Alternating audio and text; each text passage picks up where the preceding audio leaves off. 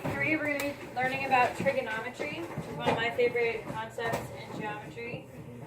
Not so much when it gets more complicated and pre-calc, but this is a good foundation. I think it's pretty cool.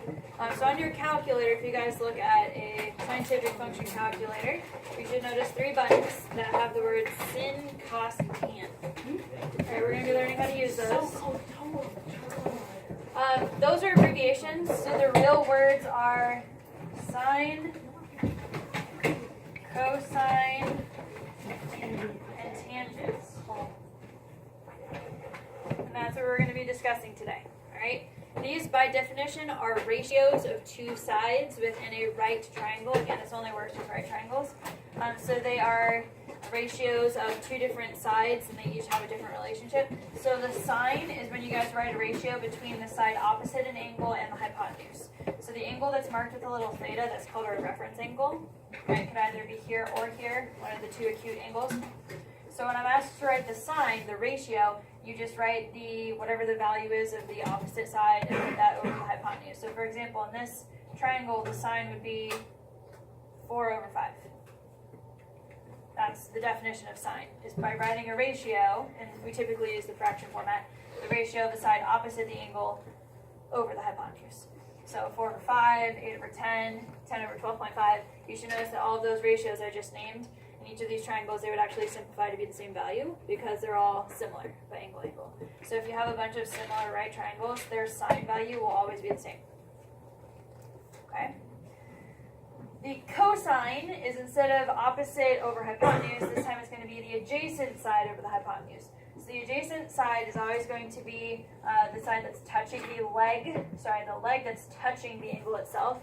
So if I was using this triangle again, it would be the adjacent side is 3 and the hypotenuse is 5, right? So in that original triangle again, it would be 3/5, and this one would be 6/10, 7.5/12.5. Again, all those are the same value.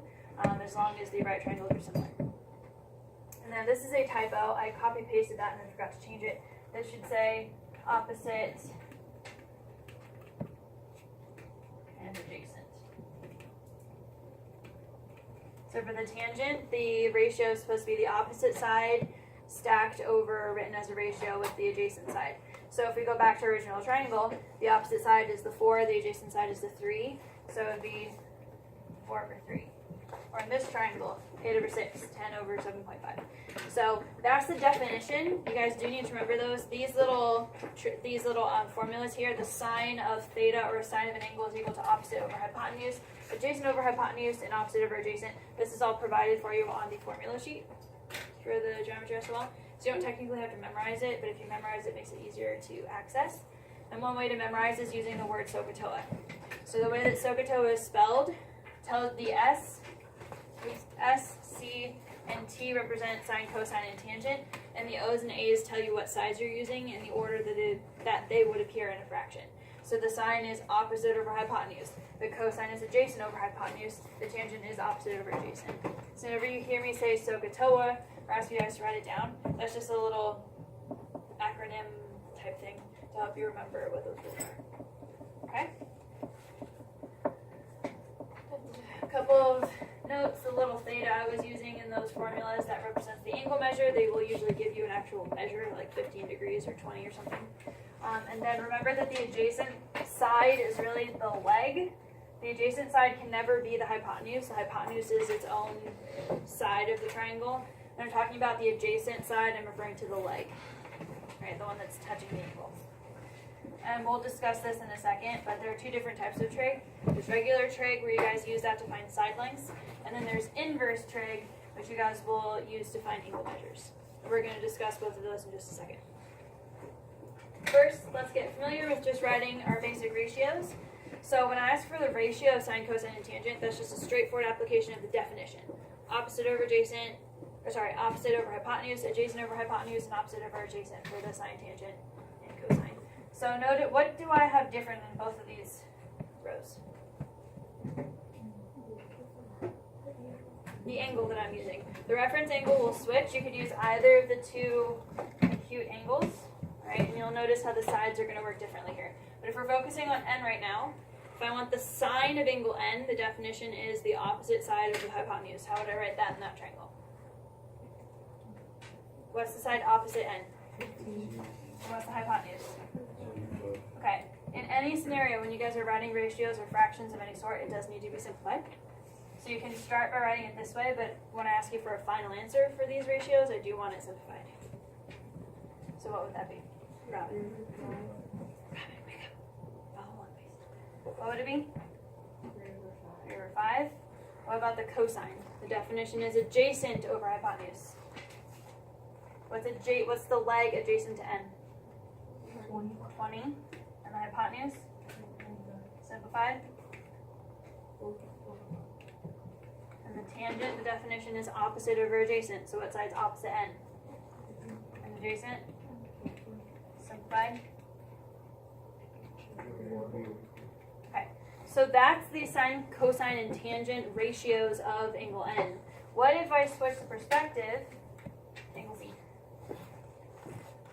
The hypotenuse stays the same. The hypotenuse is just the hypotenuse. What changes when you switch the angle? The adjacent and the opposite sides, because you're changing the perspective of where you're looking in the triangle. So if I repeat the sine but using angle C, what side is now opposite? 20. The hypotenuse is still 25. How does that simplify? Okay, what's the cosine of angle C? Which simplifies to? It should be 15 over 25. 3/5, right? And then the tangent is opposite over adjacent, which would be? Which is 4/3. So let's take a look at these two rows really quickly. When I did sine of N, I got 3/5. Do you guys see 3/5 anywhere else? Here. This is an important relationship for you guys to kind of notice and remember. The sine of one of the two acute angles is equal to the cosine of the other, because you're switching your perspective within the triangle. And then again, the cosine of one of the acute angles is equal to the sine of the other. They have that kind of back and forth relationship. Then what happens with the tangents when you switch the angles? The reciprocals. So those are relationships that you do want to keep in mind, because they may use that in some sort of context in the future. Just remember that kind of back and forth relationship with the sine and cosine in particular. Alright, now we're going to practice using your calculator. So what's annoying about this is that your calculator has two modes. It has the pre-calc mode, trigonometry stuff, and then the regular geometry trig mode. So if you guys hit the mode button, which is next to the second. Alright, I believe it is the third row down. The third row down, you should see two options, radian and degree. Radian is the default in your calculator. That's for pre-calc stuff. You guys need to move the cursor over so that degree is highlighted. If it already is, then you're good. If it's not, you need to fix that. Once you put it in degree mode, it will stay there, and it won't change anything else in your calculator except how you use sine, cosine, and tangent. Okay? Now, the kicker with this is that when you guys clear your calculator, or you change the batteries and the resets or whatever, it will automatically go back to radian. For example, day of the SOL. Your calculator will be cleared, or you will be given one that is cleared. It will no longer be in degree mode. So the most important thing you guys have to remember as soon as you get in there is to turn your calculator to degree mode so it's all set up for trig when you get there. If you don't, all your numbers will be wrong and you'll be so frustrated not being able to get the answer. Okay? The proctor will not remind you. Once you're in the room, nobody will be able to speak to you or remind you to do that. So you guys have to remember, outside the room, you guys can remind each other, but once you're in the room, you can't say anything. You guys have to remember to turn your calculator to degree mode as soon as you're cleared. Okay? So please make sure you remember that. Once your calculator's in degree mode, all you guys have to do is type exactly what you see into the calculator and it will spit out the answer for you. Alright, so for example, if you hit the sine button, S-I-N, and then hit 31, push enter, what do you guys see? 0 point. Yeah, we're going to use 2 decimal points to try to maintain as much accuracy as possible, even though we're rounding. So always use 2 decimal points in every scenario. Alright, same thing for cosine. We're going to hit the cosine button, then hit 54. 0.59. Tangent of 45. Should be 1 exactly. Sine of 25. tangent of 12 degrees. Notice how these are all angle measures. That's how it should be. 0.21. Okay. And the cosine of 89. I'm going to go ahead and write it like this, just so I have two numbers instead of 0 and then a number, just to maintain as much accuracy as I can with that decimal. Alright, so that's just regular trigonometry. This is the kind of trig you guys will be using in your calculator to solve for sides. So you guys will be given, and we'll see this on the next page in a second, you guys will be given one side of a triangle and one angle. You guys would create the ratio and then use the sine, cosine, or tangent function to evaluate the missing side. So this is a scenario where you guys know the angle already, and you're trying to find what the sine, cosine, or tangent is. Right? You know the angle, you figure out what the ratio is. This scenario right here is where you guys don't know the angle, but you do know what the result is. So it's backwards, right? This, you did know the angle. That one you didn't know at first, but you found it. This one, we know this already. We don't know the angle. So we're going backwards. We're going to be using something called inverse trig to solve for the angle. I don't know if you guys have heard of inverse functions before, but basically what an inverse does is it switches the input and the output. The variable that's usually the input is x, and the output is usually y. An inverse function switches those. So the y becomes the input and the x becomes the output with the way you write it. So that's essentially what you guys are about to do, right? This is tangent of input A is equal to output 0.259, right? I'm going to do inverse tangent, and we represent inverse with a little -1. I'm going to switch the input and the output, so now inside the parentheses is going to be the 0.259, and outside the parentheses is the value of my angle. That's how you free the variable so you can actually solve for it. Now this you can type into your calculator, but there's one extra keystroke you guys need to remember, the second button. When you guys hit second and then tangent, you guys see the little tan -1? Yes. Your calculator, that's how you get it to do the inverse. Now all you have to do is type 0.259 and put enter. 14.52. That's the angle measure. Right? How can you check to make sure that this number is correct? You can do regular tangent. You guys can push regular tangent of 14.52, and the number it spits out should be this, rounded, or unrounded, right? So you can see the back and forth between the inverse and the non-inverse trig. That's how you solve for an angle when you don't know it. Yes? Is there like a formula for like tangent, cosine, and sine? The formula is opposite over adjacent. Oh. The definition is, yeah. The calculator has that embedded already, so that's why we're doing something. We're just plugging into the calculator. All right, do the same thing here. Yes? So these are the side lengths, the numbers? This is the ratio, yeah. This is if you had the two side lengths as a ratio, that's that. Okay. Yeah. So you're using the side length ratios to figure out what the angle is. You're going backwards. All right, what about this? When you guys do second sine and then you plug in the number, so you kind of switch those two things. What does your calculator tell you? Error. Yes, write that down. I'll come back and explain why in a second. Alright, this next one we're going to do the same thing. You're going to do inverse cosine and type the numbers, so you switch the variable and the input and the output. So inverse of cosine. 38 exactly, because the next two decimals are 0, 0, so that's fine. Alright, inverse tangent of 3.15, 32.43. 72. Oh, there we go. This one.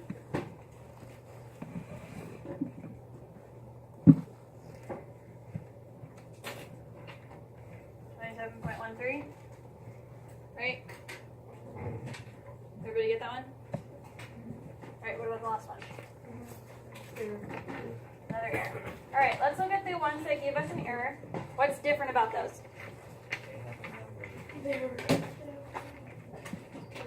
Say again? Just a little. So they're greater than 1. Okay. So then, but this one is 2. This one is. Yeah, that one's. That one's bigger than 1. That one worked. It's greater. Why did those ones not work when they were bigger than 1, but this one did? That one. Wait.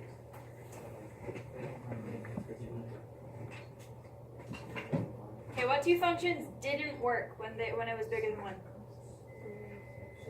Sine and cosine. What's different about sine and cosine compared to tangent? They involve the hypotenuse. In what way? As the denominator. Okay, so how is that significant? And the sine and the cosine, the hypotenuse is the denominator. The hypotenuse is small. The hypotenuse is what? Smaller than the. Okay, so if you guys were, they're saying that the sine of an angle is equal to this. If you were to get the sine like opposite over hypotenuse to be a number bigger than 1, wouldn't the hypotenuse have to be the smaller number? Is that possible? No. Isn't the hypotenuse the longest side in a right triangle? So when you divide by the hypotenuse, shouldn't the number be less than 1 because you're dividing by a bigger number? So that's why this isn't possible. The result of sine or cosine, because you're dividing by the hypotenuse, cannot be bigger than 1. So when you try to do the inverse sine or cosine of a number bigger than 1, it will not give you a result because there is no angle that can do that in a right triangle. It doesn't really work for any other type of triangle except for right. So that's why that one was giving you an error. But because the tangent doesn't involve hypotenuse, you can have a number bigger than 1. Okay? Also an interesting feature.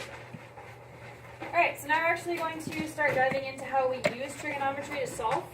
I have a couple different scenarios here I want you guys to consider. One of the most important, I can't remember if I've done the spiel already for you guys, but when you guys, in this unit, we have 3 different ways of solving. We have the Pythagorean theorem, the special right triangle rules that we did last lesson, and trigonometry.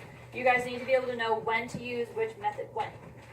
Okay? Just by looking at what information you're given, alright? When you guys are given 2 sides, and you're asked to find the third side, what method do you use? Pythagorean theorem.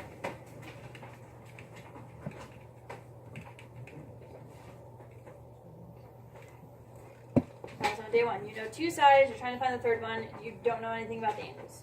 Okay? Alright, when you guys are given 2 sides or a trig function, right, the value of a trig function, just like we were literally just doing, if you guys have 2 sides or a trig function and I want you to find an angle, what did we do? Inverse trig. It's a form of trig, but we specify it as inverse. Right, so if you have the scenario we were just looking at where we know the value of the trigonometric function or you're given 2 sides, you can use inverse trig to solve for the angle. Alright, if you guys have 1 side and 1 angle and you're trying to find another side. Okay, so this is actually interesting because it could either be trig or the special right triangles. Right? So I'm going to write special triangle / trig, and this is where I'm going to give you some pointers on how to tell which is which after we do the last one. If you guys are given 1 side or a trig function and asked to find the other side, what do you guys think you would do? Yeah, this would be trig. And again, we'll see all these different scenarios in a second. But talking about this one in particular, this one where you guys told me the special right triangles, if you guys are given 1 side and 1 angle, what does the angle measure have to be specifically for you to use special right triangles? It has to be 45, a 30, or a 60. So if you have 1 side, 1 angle, and that angle you're given is 30, 60, or 45, that's the special triangle rules. But what if you're given 1 side, 1 angle, and that angle is anything else except for 45, 30, and 60? Trig. That's what trig is for. Trig is for when you guys have 1 side, 1 angle, and you cannot use the special right triangles. Okay? So you have to make sure you keep all those processes straight in your brain. Alright, so let's just jump into some examples. The easiest way to do this is to label the sides with an O, an A, and an H, so you know what side's opposite, adjacent, and hypotenuse, so you know how to proceed. So here's your reference angle. How would I label X? That's the opposite side. The 10 is adjacent, and the Y is hypotenuse. There are 2 sides. We're going to have to solve one at a time. So see how I have 1 side, 1 angle, but that angle is not 30, 60, or 45. So I'm going to be using trig. You can only solve for 1 side at a time. So let's say I wanted to solve for X first, right? If I'm trying to solve for X, I have to pretend you don't have Y. Okay, that's gone. What are the only 2 sides I know if I ignore Y? End up with the letters O and A. So think about so, ka, TOA. What function uses the opposite and the adjacent? OA, tangent, TOA. So I'm going to write tangent. The two sides that you're using to help you solve, that determines which function you're using. So because it's the opposite and the adjacent, that's tangent. Tangent of what? Tangent of something. It's always in reference. It's always in reference to the angle. So remember, that's what we were plugging into our calculator, tangent, sine, or cosine of a number. That's the angle. So you're going to have tangent of an angle is equal to, now I need you to define it for me. What's the definition of tangent? Opposite over adjacent, but using the symbols in the picture. X over 10. The definition of the tangent of this angle is the opposite side over the adjacent side, which is x over 10. That's the hardest part. Now you just do algebra. How do I solve for x? Multiply it by 10, both sides. So all you have to do is in your calculator type 10 times tangent of 65 enter.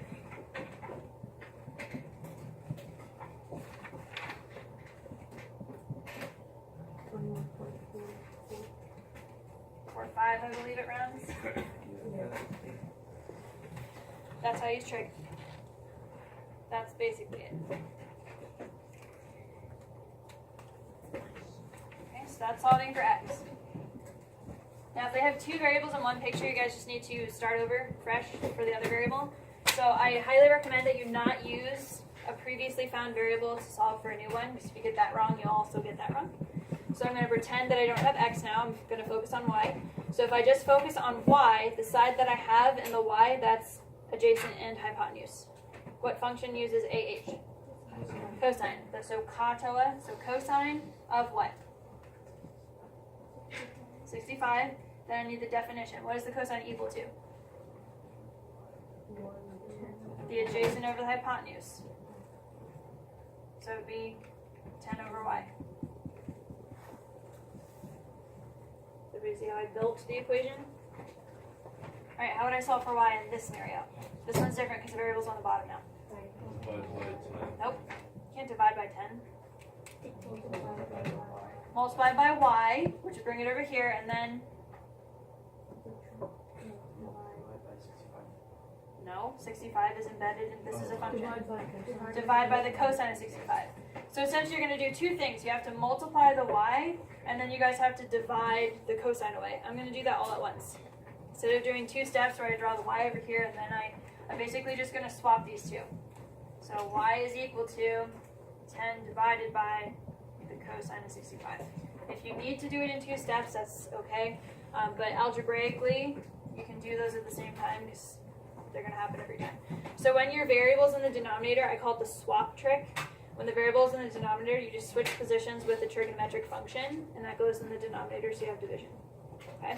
So now you just do 10 divided by the cosine of 65 in your calculator. 23.66.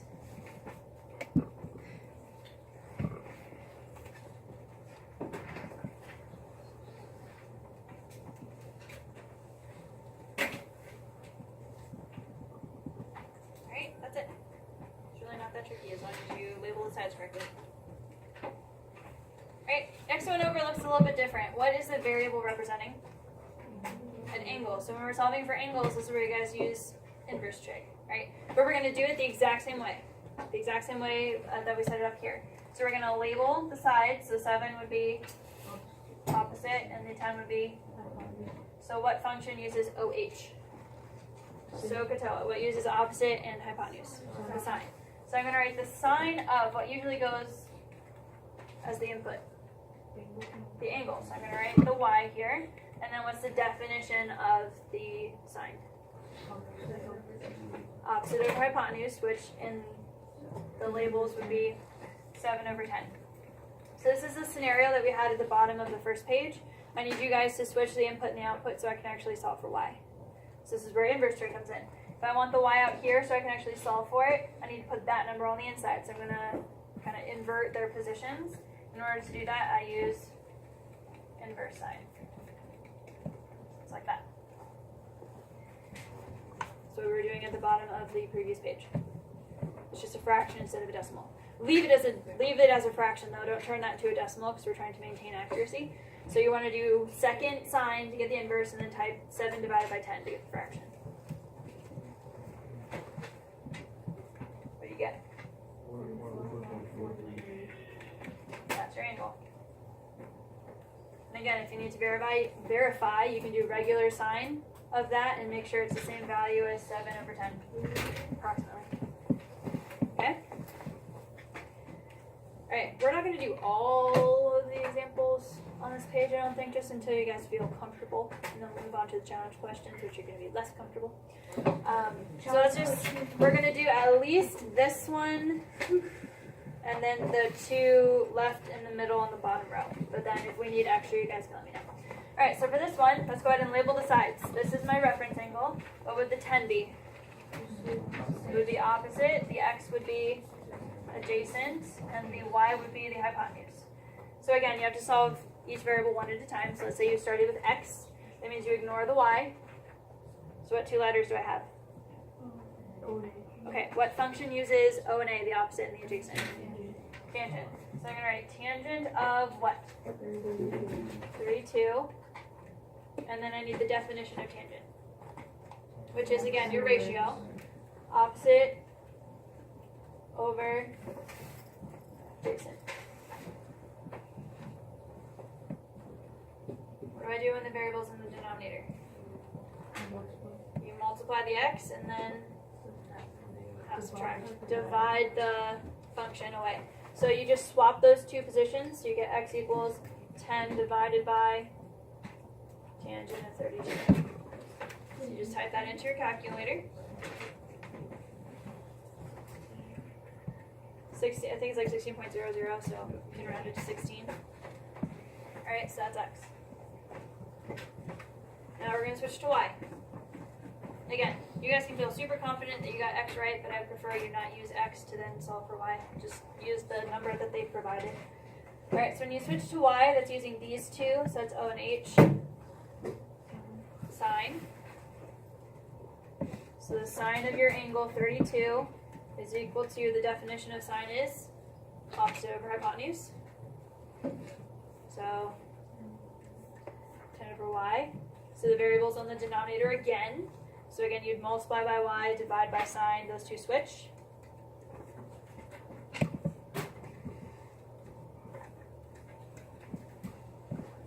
that in. 10 divided by.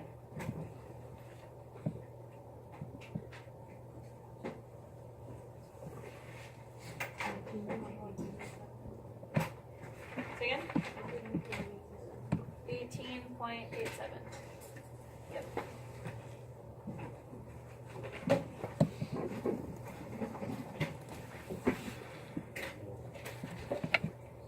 Alright, you guys kind of picking it up?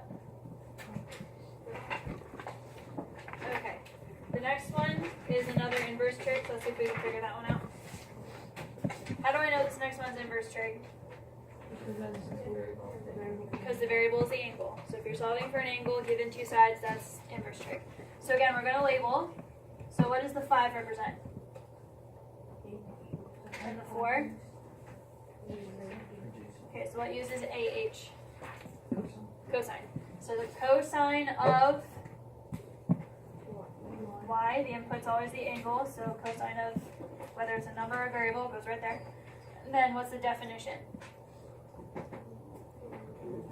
Adjacent over hypotenuse, so 4 over 5. now how do I solve for the variable in this situation? Inverse. Inverse. You're going to switch the input and the output using inverse. Oops, cosine. So this is what you would type into your calculator.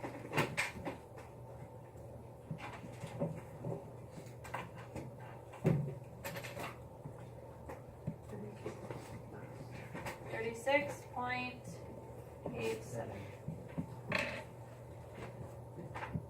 Alright.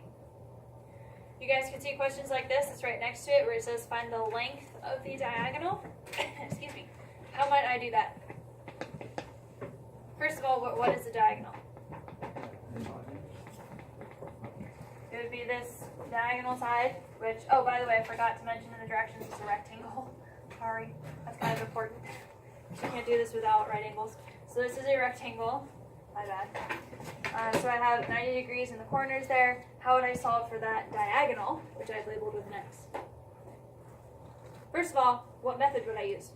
If you just saw this blank, like randomly on a test where it's all scrambled together, what method would I use? Why? Because it's not What do you have to be given in order to know that it's trig? No, this 30, 60, or 45, you would not use trig. one side. You have to be given one side, one angle, but the angle is not 30, 60, or 45. Okay, and that's what we have here. We have one side, one angle, not 30, 60, or 45. All right, so we're going to label what we have. What's the 20? And the X? What uses AH? Cosine. So the cosine of 28 is equal to 20 over X, adjacent over hypotenuse. The diagonal being the hypotenuse. Then what? What do you do in the variables in the denominator? You would multiply the X and divide the cosine to get X by itself. So you just do that swap.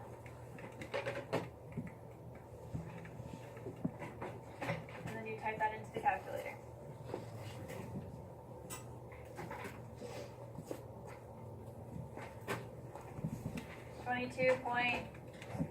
.65. Alright, I'm going to skip down to the bottom row far left. So right here.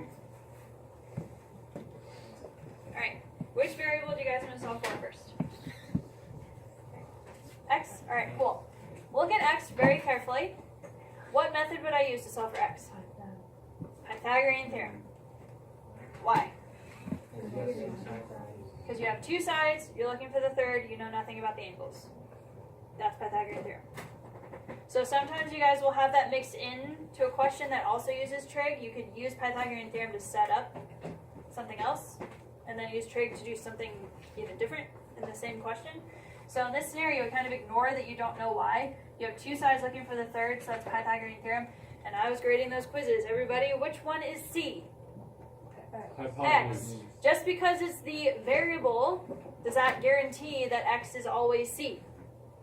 No. No. If X was here, would that be C? No. No. Some of you guys think that.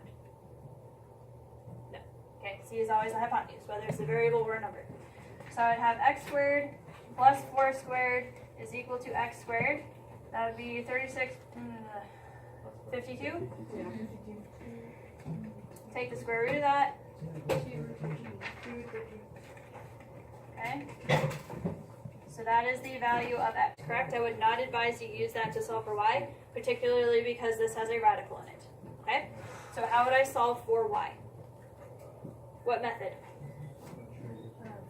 What kind of trig? Inverse trig. When you guys have at least two sides that you know already up front and you're trying to find an angle, that's inverse trig. Alright? So let's label. What's the 6? Opposite. And the 4? Okay, so ignore the X, right? What function uses opposite and adjacent? So the tangent of Y is equal to opposite over adjacent, 6 over 4. And how do I solve for Y? Switch the input and output using inverse.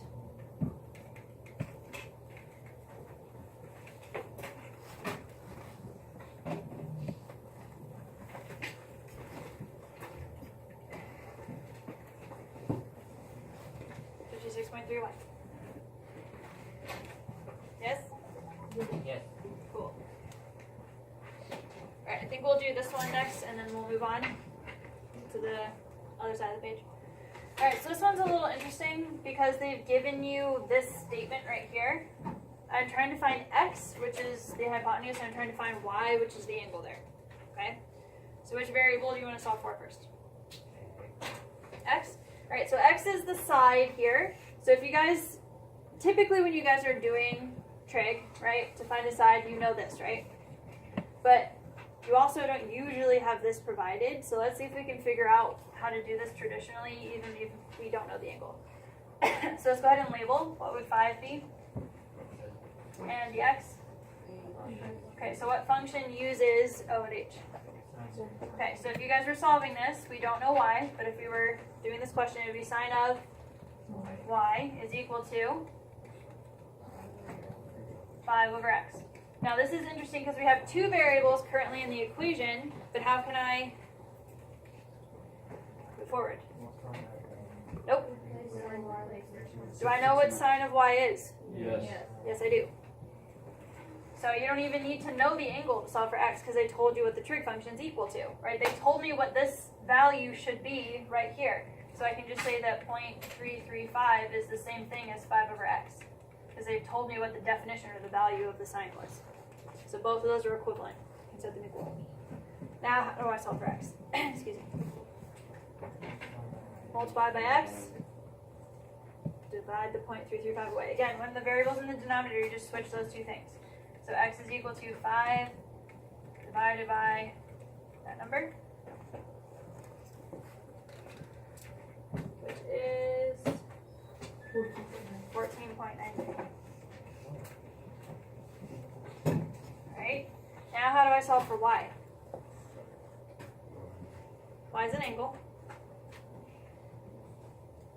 Cos. No.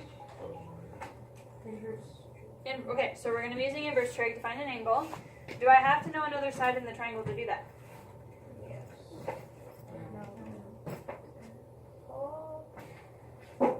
How do I use this? You don't need to know another side because I already told you what the function is. The only reason why you need two sides is so you can actually write this number, but they told you what it is. So how do I work off of this to do it? If the sine of y is this number, how do I find y? You do inverse sine. What would I plug in? 0.335. I just used this equation. They told me what the sine was already. Before, we don't know that number. That's the whole point of this equation stuff. But when they give it to you up front, you can just automatically do inverse trig from there. Excuse me. So that will give you 19.53. 7. 3? 7? 7. Okay. So when they give you a trig function like that, this is a shortcut, right? They give you information you didn't know before, so it cuts out some of the work for you guys to make sure you know how to use that to your advantage. Alright, everybody good with our kind of introduction and practice with this? So we can expand on other types of questions? Yes? Alright, go ahead and turn the page. Challenge questions.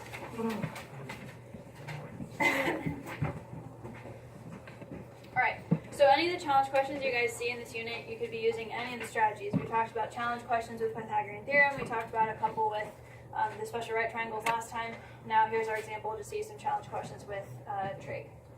So, this first one says, find the perimeter of the rhombus, round to the nearest tenth. What is lacking from this picture? Somebody might have said it, but it was all jumbled. Right angles. You can only use trig when you guys have right angles, right? Okay, so how can I incorporate that? Okay, how? Just like that? How do you draw an altitude? From a vertex to the opposite side. The only vertex that would really be easy for, particularly because you guys know what a rhombus is, right? Yeah. All the sides are the same, right? So I think the easiest way to do that would either be to go this way or this way. Because we know this angle, I'm going to go like this. Okay? Because I know this angle and I know that side, so I want to incorporate the two things that I know. I want to kind of bring them together. Okay? So, remember what we talked about with altitudes. What does an altitude do when it's within, if these are all the same, isn't this right here technically an isosceles triangle? Okay, do you guys remember what the altitude does in an isosceles triangle? Bisects this guy right here. So I'm going to draw it off to the side, separate. This is the bottom half of this triangle. Here's my right angle. What should this be? 5. Alright, something else is pretty cool. If it splits this in half, right, think about it. If it splits this in half and this is equal, don't I have hypotenuse leg to say that these two triangles are congruent. So what do I know about these two angles? They're both 35. Yeah. Not only does the altitude split the leg in half, it also splits the angle because of congruent triangles. So this is 35 right here. So what I'm trying to do is find the perimeter of the rhombus, which means I need to find this side and multiply it times 4, right? Because all of them are the same. So how do I find that side? You see? It's trick. Right? When I drew that altitude, I needed the right angles first. So you have to draw an altitude. That's always what you guys do. If you don't have a right triangle, draw an altitude. Wherever it's beneficial. And so in doing that, I got the 5 and the 35. Now I need to solve for this side right here, which represents one side of the rhombus. You guys know all the sides are the same. So once we find that, multiply times 4, we got it. Right? So how would I use trig to solve for that? Let's label. Just like before, we set up our own questions. So let's label. What's this? What's this? What function do I use? Okay, sine of equals 5 over x. How do I solve for x? Multiply by x, divide by the sine.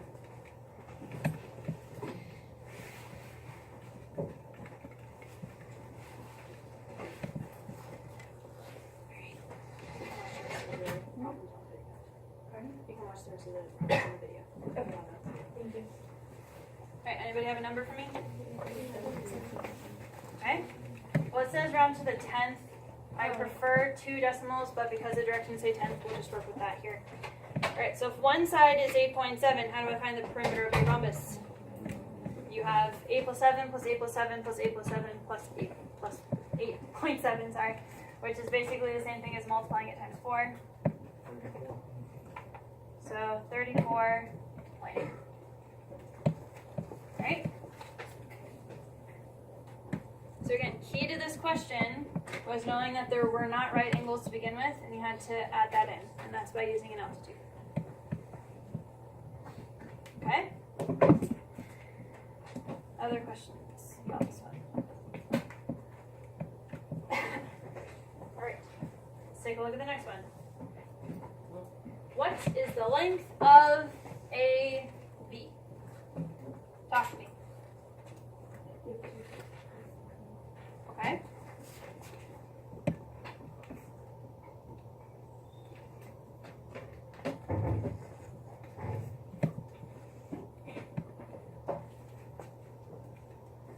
Cool. So Ishan said to separate the triangles.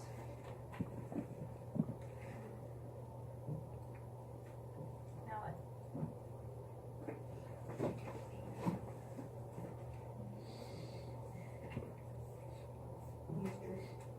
Okay, in what way? Ultimately to do what?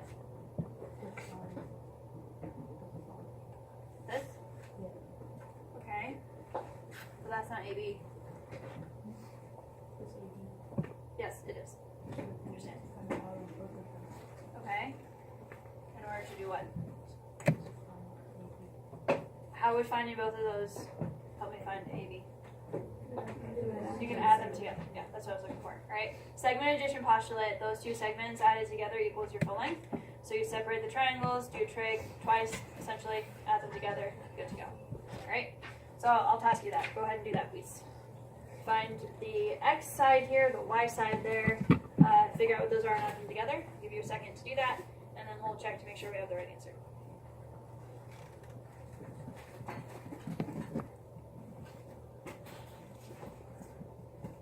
Alright, what function did you guys use to solve for x?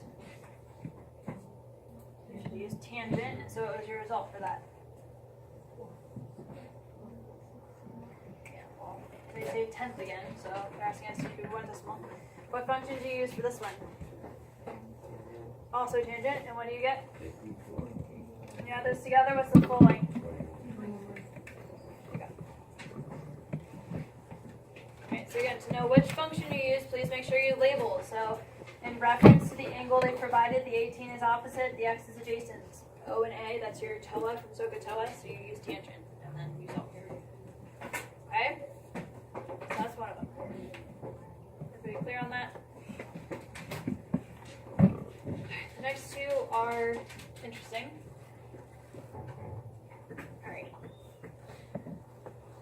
one says to solve for x. Again, what is lacking in this picture?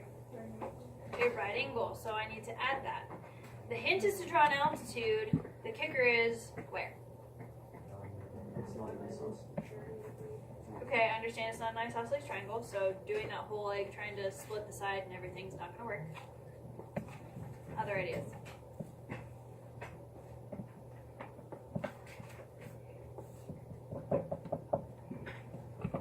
I need to draw a right angle somewhere. It's just where.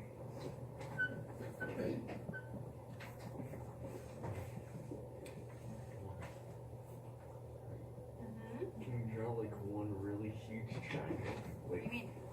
like you take the ends of like that top point and go down, and then that one right there. Yep. Altitudes can be outside of the triangle. Oftentimes that's usually the only place you can draw an altitude inside of a triangle if it's acute. It's usually easier. When it's an obtuse triangle, almost always the altitude is outside. Okay?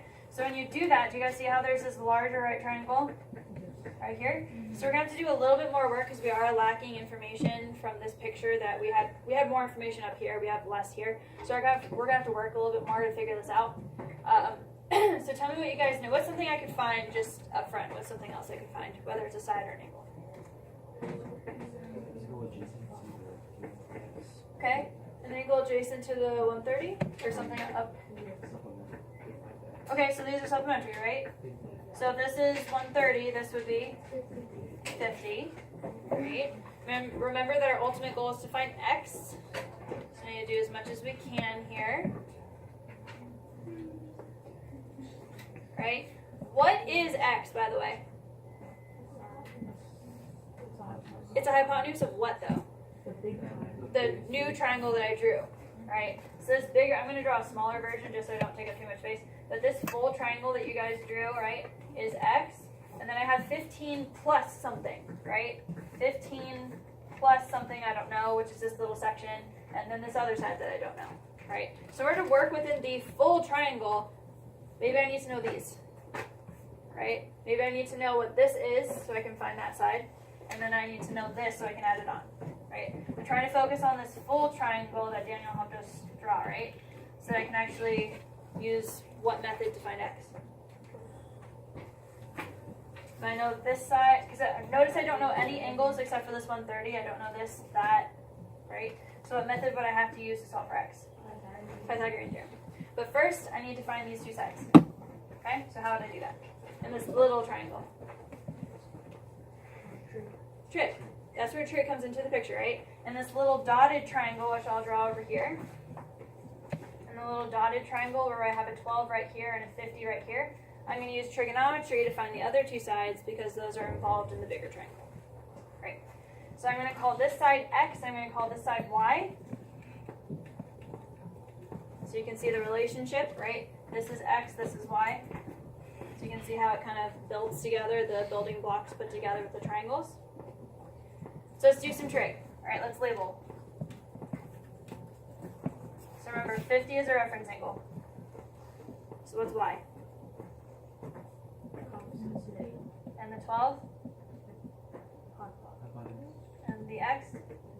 Okay, so then there are two variables, so I have to do one at a time, just like we did on the previous page. So let's say we were solving for x first. That means you ignore the y. So the two sides that have are a and h, which is cosine. So to solve for x, I'm going to use cosine of 50. By the way, how do I know I'm using trig instead of the other rules we learned on day 2? Because it's not 30, 60, or 45, right? If this was a 30 or 60 or a 45, you would be expected to use the rules that we did on day 2. But this is not, so we're using trig. So this is adjacent over hypotenuse. The adjacent side is x, the hypotenuse is 12. Again, make sure you have those definitions internalized so you can use them. So you're just going to multiply the 12 over. So what's the value of x? Oh, did I not? Oh, 7.7. All right. So x is 7.7. Cool. So we're getting even closer, but I still need the y. So let's keep going with that. So if I use the y in the 12, that's O and H. What function? O and H. Opposite and hypotenuse is sine. So sine of 50 is equal to opposite over hypotenuse. Just like that. How do I solve for y? Multiply the 12. Type it in. Where is it? 9.2.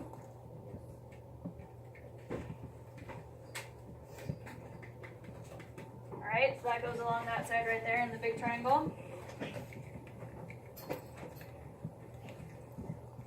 Alright, so what we've done when we were doing trig in this little offshoot triangle right here that we used to create the altitude, we found this little section and we found this little section. We can put all that together to create our full triangle.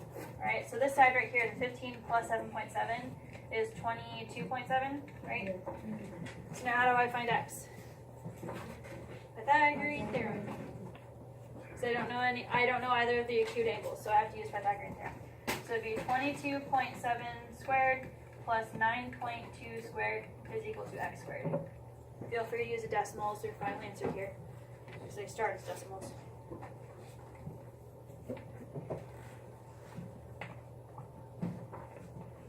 you can square those two numbers, add them together, and then take the square root.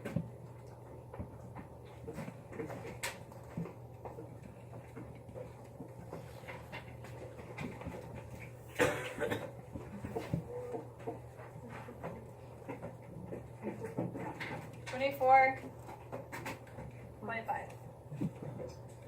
There you go. Now that was long. But it is a very common strategy when you guys have an obtuse triangle like this to draw the altitude on the outside. Then you have to work in this miniature triangle before you switch to the big one. Okay? Let's get as far as we can in this last one here, and then we'll call it a day. Alright, so I'm trying to find the length of KJ and KL, which is here and here, right? Hint, draw an altitude, obviously, right? I have one side and then I have both of these acute angles, but can't really do anything yet. So what do? Draw an altitude, where? On the outside, right?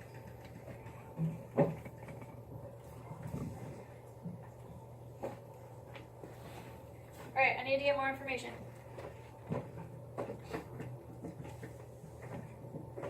I need more info. I currently don't have anything in that little offshoot triangle.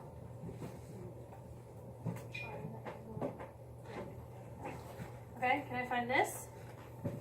Use as much, all of the information that you guys have right now, just use it to find stuff. It may not be your direct answer that you need, but just find as much as you can and something will come out of that.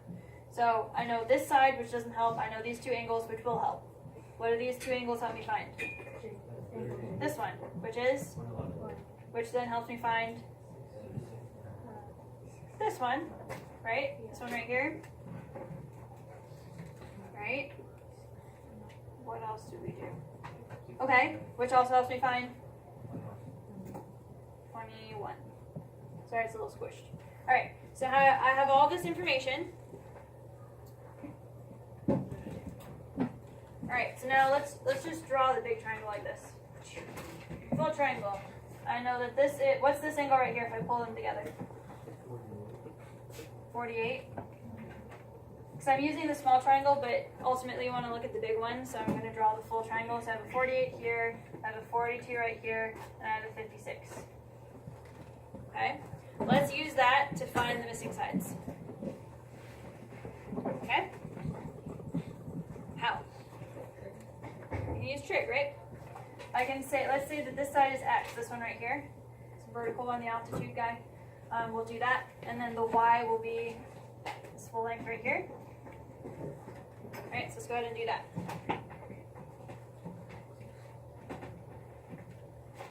So pick one of the two angles. Do you guys want to use the 42 or the 48? 42. Okay, so I'm just going to erase the 48 so it doesn't confuse me which one I'm using as a reference. Okay, so if the 42 is our reference, this is opposite, this is adjacent, this is hypotenuse. if you guys are solving for x, we're going to be using the opposite and the hypotenuse, which is OH. Sorry. So the sine of 42 is equal to x over 56, multiply the 56 over. What did you get? What do you get as the value of x? 37.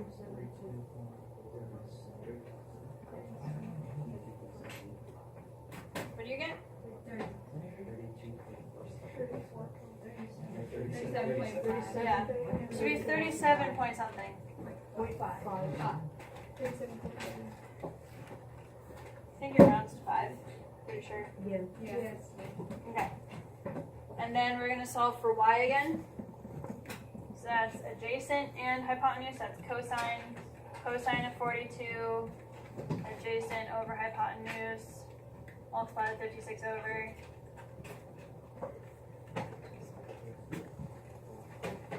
So the y,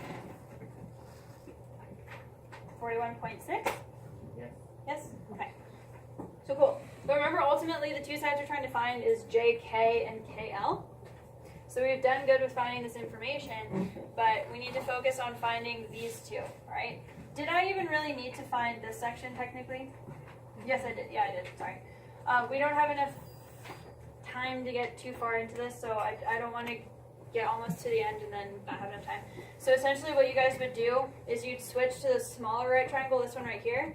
Now that we have one side, you guys have one angle, one side, either the 21 or the 69. You have one angle, one side. You guys can use trig again to find this side, the hypotenuse, using trig, which is your JK. You guys can use trig to find this side right here, and then you can subtract that from this number to get KL. Right? You don't have enough time to get all the way through that. But that's your strategy. You would use the full triangle to get some more information, and then once you have that, you shift to this triangle right here to find the hypotenuse, this, subtract it away,